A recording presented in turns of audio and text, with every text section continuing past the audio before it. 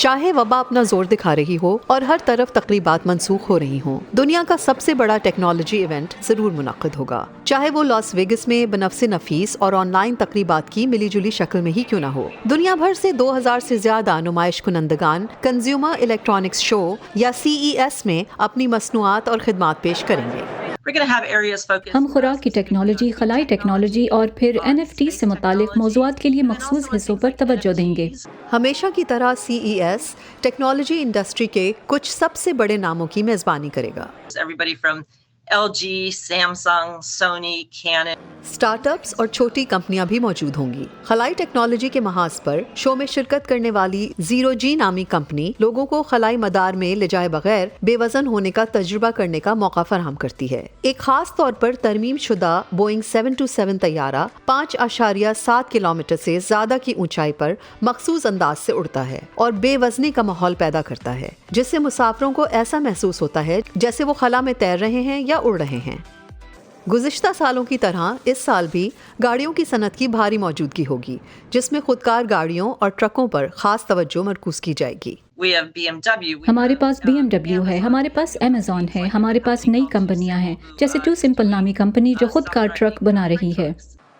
Covid کے دوبارہ پھیلنے کا مطلب ہے کہ ذاتی طور پر کم تعداد میں نمائش کنندگان کی شرکت۔ مثال کے طور پر چین سے تقریباً 120 کمپنیاں آئیں گی، پہلے 700 آتی تھیں۔ کیرن چپکا کے مطابق ایسا وبائی امراض اور قرنطینہ کے دورانیے کی وجہ سے ہے، لیکن ان کا کہنا ہے کہ اس کے قطع نظر بین الاقوامی موجودگی پہلے سے زیادہ رہے گی۔ وہ کہتی ہیں کہ ٹیکنالوجی میں تیزی سے ترقی کرنے والے کچھ شعبے پچھلے سالوں کے مقابلے میں شو میں بڑا کردار ادا کریں گے۔ ظاہر ہے ڈیجیٹل صحت کے شعبے میں زبردست ترقی ہوئی ہے، خاص طور پر پچھلے 2 سالوں میں وبا کی وجہ سے ٹیلی میڈیسن اور ایسے خودکار طریقے جن سے لوگ خود کو بہتر طریقے سے مانیٹر کر سکتے ہیں۔ ایک اور شعبہ گھریلو ٹیکنالوجی کا ہے، جہاں ویلے ون جیسی کمپنیاں رہائشی زندگی کو بہتر اور محفوظ بنا رہی ہیں۔ ہم نے اسمارٹ ہومز میں تو بہت ہی ترقی دیکھی ہے، لیکن ہم نے ایسا اپارٹمنٹس میں نہیں دیکھا، اور اسی پر ہماری توجہ مرکوز ہے۔ اب کووڈ کے بعد بہت سارے لوگ دروازوں کے ہینڈلز کو ہاتھ لگانا نہیں چاہتے، لہٰذا ایک رہائشی کے طور پر رہائشی ایپ پر مرکزی داخلی دروازہ بالکل اسی طرح آپ ہاتھ لگائے بغیر کھل سکتے ہیں۔ CES کی کیرن چپکا کے لیے یہ شو عالمی ٹیک کمیونٹی کے دنیا کے ساتھ تعلق قائم کرنے کے بارے میں ہے۔